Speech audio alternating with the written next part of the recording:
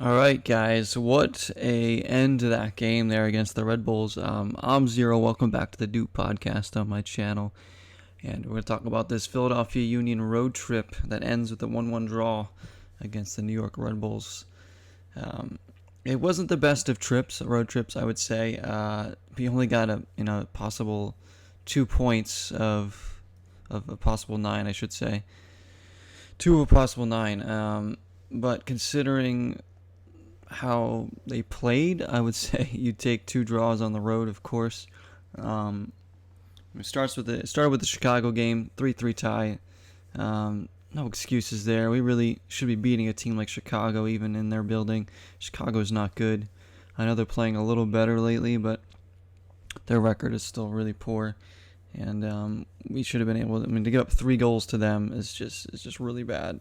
So that was kind of annoying to do that. But shout out to Quinn Sullivan for his insane bicycle kick in that Chicago game on his first MLS start, and that's his first goal coming off a corner. It's just the technique was absolutely flawless. It looked like a world class striker there. It was just like what, even his reaction, he was surprised. He couldn't believe it had gone in, and what he just pulled off. So very, very good for the kid and his confidence and showing the talent that we produce from our farm system here in Philadelphia. So it's really nice to see that for the kid, but they shouldn't push him too much. Jim Curtin's been kind of bringing him off the bench since in one game, just to kind of ease him back in the lineup. Don't put too much pressure on him to do things like that, obviously. So yeah, there was an own goal in that game, a 3-3 tie. It's an ugly game, but you got to move on from that and perform against Nashville, which they didn't. The Union were poor against Nashville. They lost 1-0 in the next game. Gave up a really early goal again, and this time it was to CJ Sapong, the former Union striker, who scored a lot of goals for us.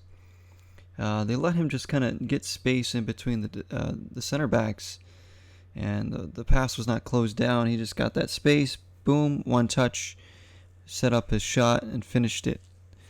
No chance for Andre Blake. It was a really good finish by Sapong, but they just gave him too much space there in Nashville. They just weren't awake yet. It was really poor defense on the part of not just the back line, but also the midfield not closing down the passes, and just lazy. It was just really bad. It was very annoying to see another early goal go in, because we gave up an early goal against Chicago too. I think there was another game recently that we gave up an early goal as well. So we got to do better to start games. We need to be more focused from the front whistle to the end there. There are a lot of games this season that we get stronger as the game goes, for sure. That's kind of how the team is built right now, but we really need to get on the front foot a little bit more in some of these games, especially on the road, because you need to bring it to some teams and kind of, deny them their opportunity to really set the tone, especially early in the game. So we'll see. I got my coffee here with me, guys. We're talking Union. If you're new to the channel, we just started this new Doop podcast here. It was the Union podcast, but calling it the Doop podcast now. The rest of the Nashville game was very ugly. It was it was bad. The Union played horrible in that game. They weren't connecting passes. They looked tired. Their defense was okay. They were pretty resilient defensively after they gave up that early goal. Nashville's not a sexy offensive team, so it's not like they're going to go and score 4 or 5 goals by you, but still our defense held up, kept us in the game. Blake kept us in the game too, and we just couldn't get that goal. The offense was our offense has been kind of stuttering lately a bit.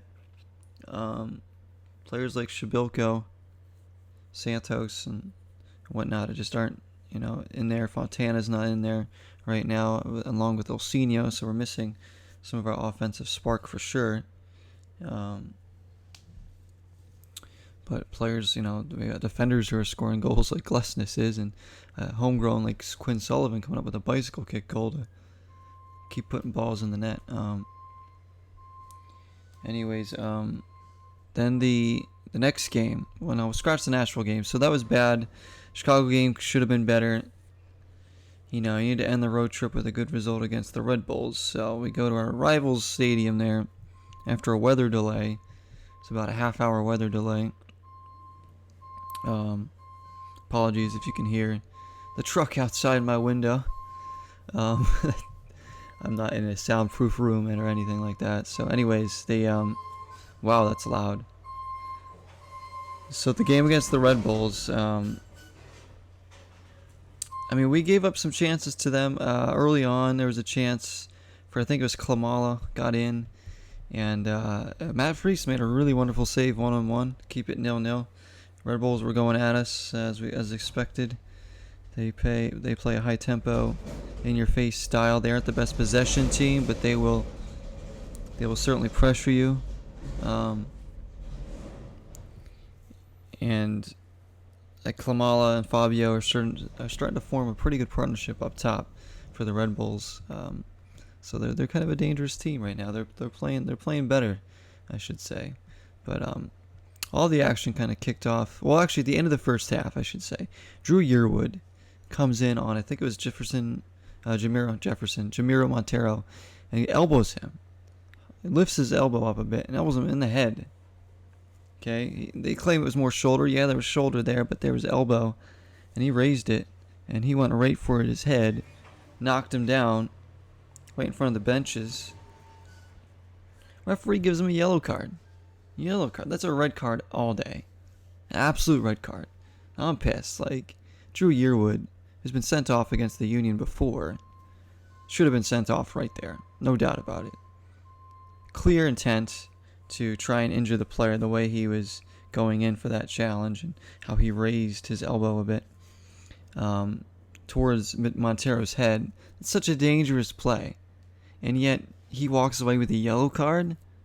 Clearly inexperience from the ref or something, because that was just a bad call. There's no way, that happens in any other game, that player's not getting sent off. But Drew Yearwood continues to play, so, they dodge a bullet. And then in the second half, we're under pressure. Glesnes is facing his goal. He goes to pass it back to Matt Freese. By the way, Matt Freese is starting in net in this game because Andre Blake, as well as Alvis Powell and Corey Burke, are away with the Jamaican national team for the Gold Cup. So those are some big losses. Andre Blake, obviously one of the best keepers, if not the best in MLS, and Corey Burke, our leading scorer this season, gone right now. So those are two losses. Alvis Powell, our backup right back, gone. So that's just, anyways, that we had to, just fill in some other guys. So Matt Freese, I got total confidence in him. He's done performances in the past. He's still relatively inexperienced homegrown keeper, but he showed his inexperience on this play here. So Glesnes passes it back to him after he was under pressure from Red Bulls player. I forget exactly who it was. It might have been, I can't remember. I think it was one of their younger players. And instead of just clearing the ball, Freese tries to do this little dipsy-do move, cut back to try and keep it on the ground and pass it back to Glesnes. But he fluffs the move, ends up tugging on the player. Not only getting a penalty called against for our team, but also getting sent off because it was denying a clear goal scoring opportunity after he pulled him back. See, Freese in that situation, he's going to learn. He's got to just boot the ball away. Just kick it. Just kick it as far as you can. Put your foot through it. Doesn't matter if it's out of bounds or whatever. Just get it out of trouble. Don't try and do something too cute like that. That's an inexperienced keeper right there. Andre Blake, he's kicking that ball away, and boom, no damage is done. But Freese there, I have no doubt Freese can bounce back from this. He's going to learn from this. He's going to know now, I'm just going to put my foot through this ball no matter what. He tried to get too cute with it, and it paid the price. And I'm sure he's the first one to tell you it was his mistake. But let's not take anything away from the horrible back pass by Glesnes.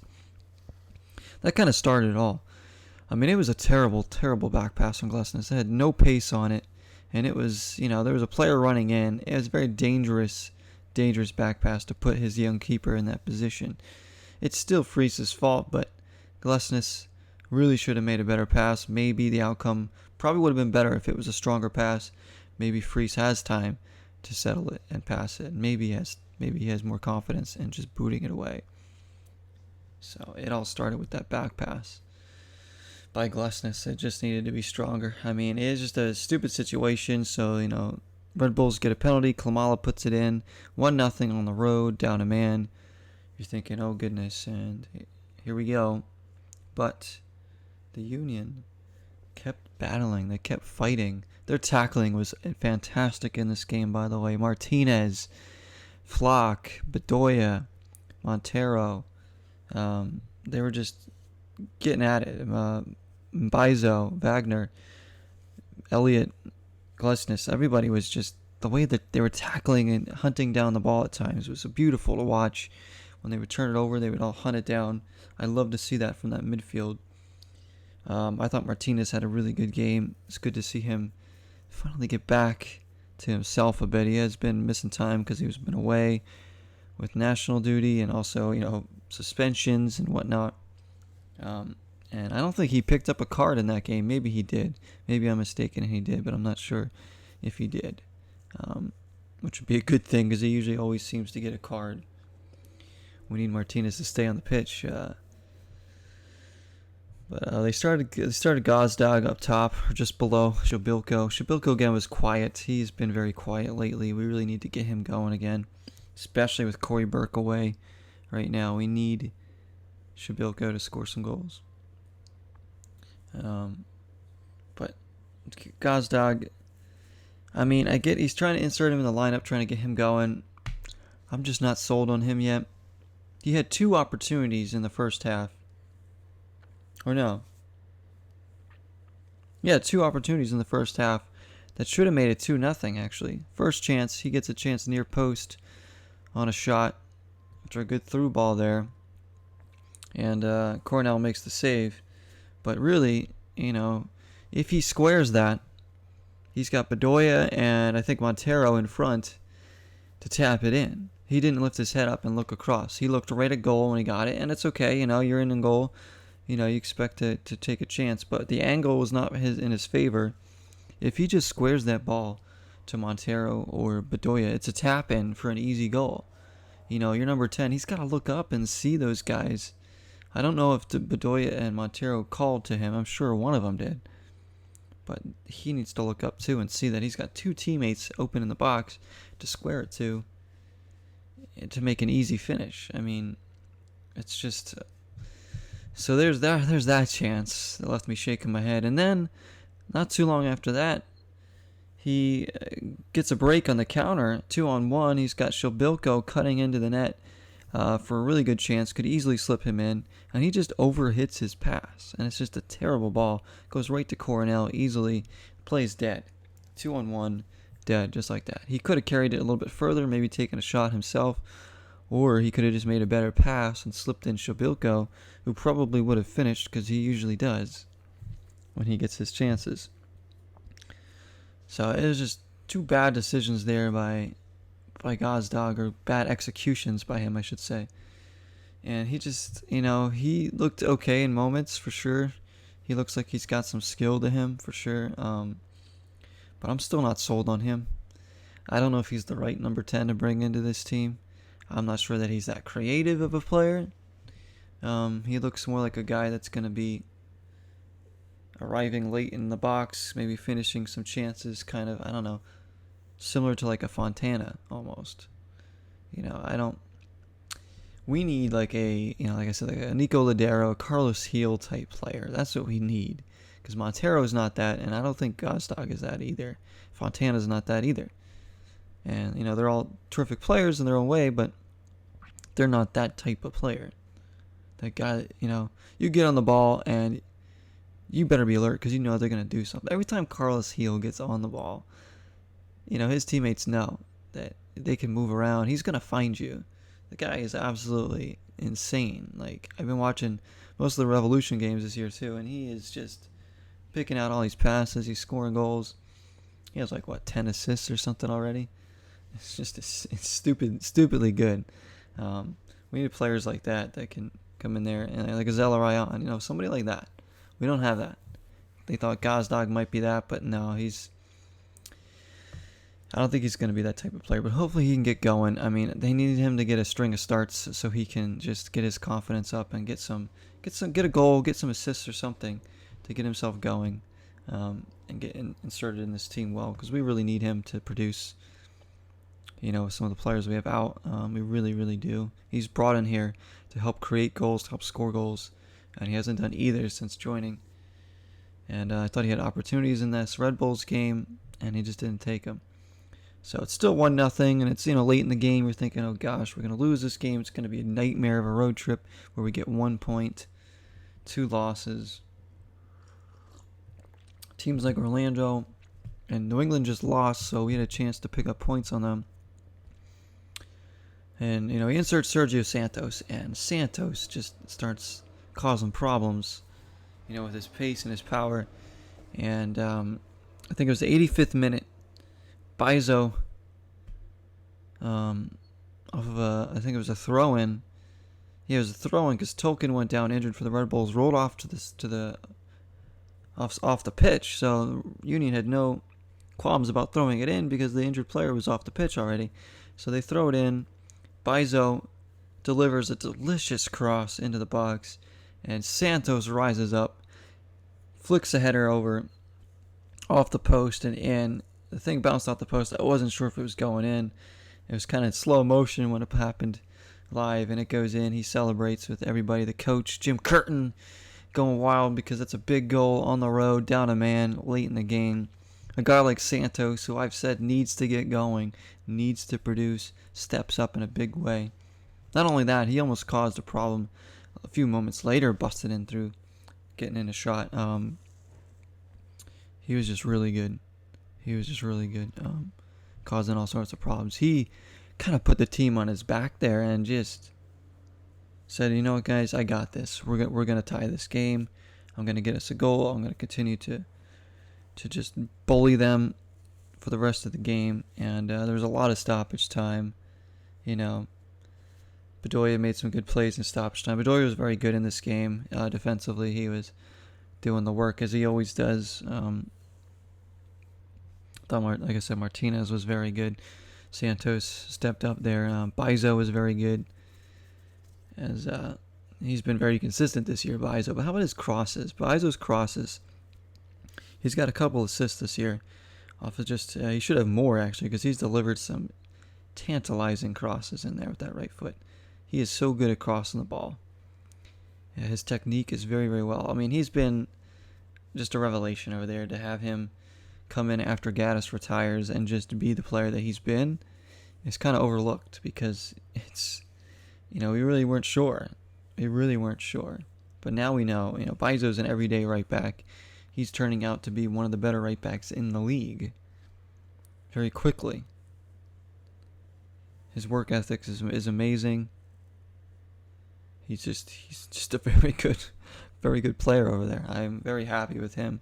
Every time I watch him play, he impresses me. And I think he just kind of came up from he wasn't a homegrown signing, but he was in our youth system for a bit. They discovered him. I believe he's Ghanaian? I'm not sure. Don't quote me on that. I don't know if he's Ghanaian or not, but he might be. But just a wonderful player. And that cross, Santos, who needed a goal really badly, scores there off the bench. I was a little surprised that Santos didn't start, considering Burke was going to be out, but I do like Santos off the bench as an option because you can see what he can do off the bench when he wants to. The problem is he won't perform like that next game. As much as I want to say he will, he might not. He's very inconsistent. If Santos was consistent, he's a dominating player in this league because he has the skill, he has the pace, he has the strength. He can finish. He just needs to put it all together, game in, game out. And he's an incredibly dangerous striker. He's got everything you need in a striker. I said, if he put it together every game like he does, he'd be our leading scorer. Every game like that. And if he plays every game like he just did against the Red Bulls off the bench, he's our leading scorer, no doubt, because he's just that good when he's in the zone. We have 3 really good strikers. None of them are that killer instinct striker, though. None of them are that, who do I compare them to? That, that Chicharito, or that Carlos Vela, that what other strikers are there? That Alan Polito, strikers like that, Gustavo Bo. None of them have that killer instinct, None